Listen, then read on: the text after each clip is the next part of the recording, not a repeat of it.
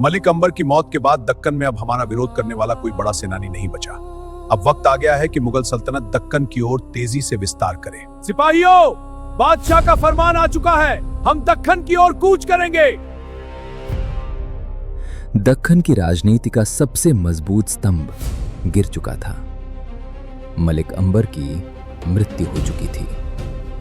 वो व्यक्ति जिसने वर्षों तक मुगलों को दक्कन में रोके रखा, अब इस दुनिया में नहीं रहा। उसके जाते ही निजाम शाही सल्तनत की ताकत कमजोर पड़ने लगी। दरबार में षड्यंत्र शुरू हो गए। वजीरों में आपसी संघर्ष, सत्ता के लिए विश्वासघात और दिल्ली के तख्त पर बैठा शाहजहां बस इसी अवसर की प्रतीक्षा कर रहा था। मलिक अंबर के बिना राज्य कमजोर है, हमें अब कदम उठाना होगा। लेकिन विश्वास किस पर? हर कोई अपनी ही ताकत बढ़ा रहा है। यही तो सोचने का समय है। ये नक्शा हमारी रणनीति सबके चेहरे पर धोखा है। धीरे धीरे मुगल सेना ने दक्कन की ओर बढ़ना शुरू किया। 1630 आते आते निजाम शाही पर चारों तरफ से संकट टूट पड़ा। भयानक अकाल, मुगलों का आक्रमण और अंदरूनी राजनीति। सल्तनत लगभग टूटने की कगार पर पहुंच चुकी थी। लेकिन इतिहास में कुछ लोग परिस्थितियों से हार नहीं मानते। उसी समय एक नाम उभर कर सामने आया, शाहजी राजे भोसले।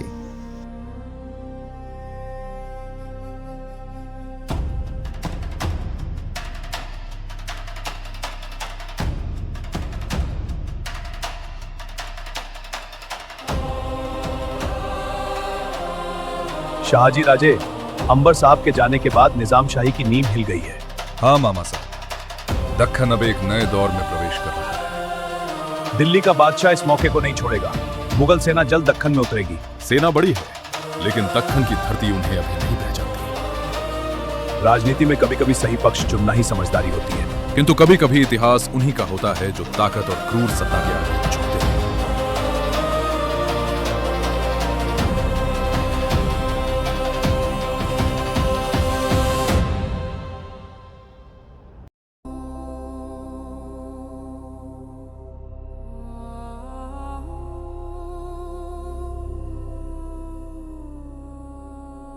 दरबार के सभी उमरा और सरदार सुन लें, आज से फतह खान निजाम शाही सल्तनत के वजीर मुकर्रर किए जाते हैं।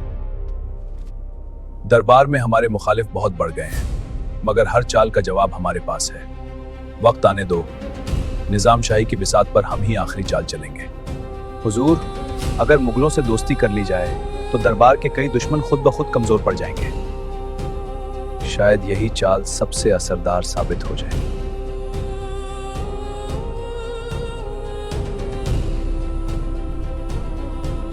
जहां पनाह, अगर मुगल फौज दौलताबाद पर मंजूर हो जाएगी, अगर हम सही वक्त पर कदम उठाएं तो दक्कन की सियासत बदल सकती है। अगर मुगल और निजाम एक दूसरे को कमजोर करें तो फायदा आखिरकार बीजापुर का ही होगा। देवगिरी किला।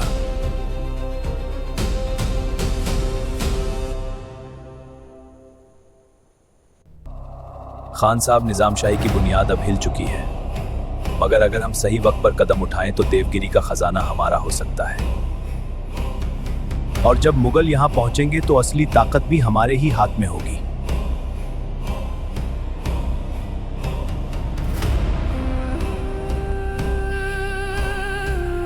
सल्तनतें वफादारी से नहीं चलती।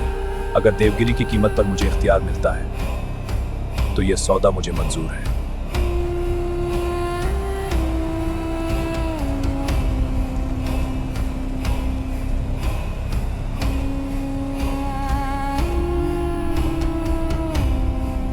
देवगिरी से फतह खान का पैगाम आया है। वो कहता है कि निजाम सुल्तान वहीं किले के अंदर छुपा हुआ है। लेकिन जनाब, जो शख्स अपनी ही सल्तनत से गद्दारी कर सकता है वो हमसे वफादारी निभाएगा, इसकी क्या जमानत है? फतह खान की वफादारी पर शक मत करो। जब से वो निजाम शाही का वजीर बना है तब से वो हमारे राब्ते में है। मेरे जांबाज सिपाहियों, हम देवगिरी की तरफ कूच करने जा रहे हैं। निजाम शाही का खात्मा अब दूर नहीं इंशाअल्लाह।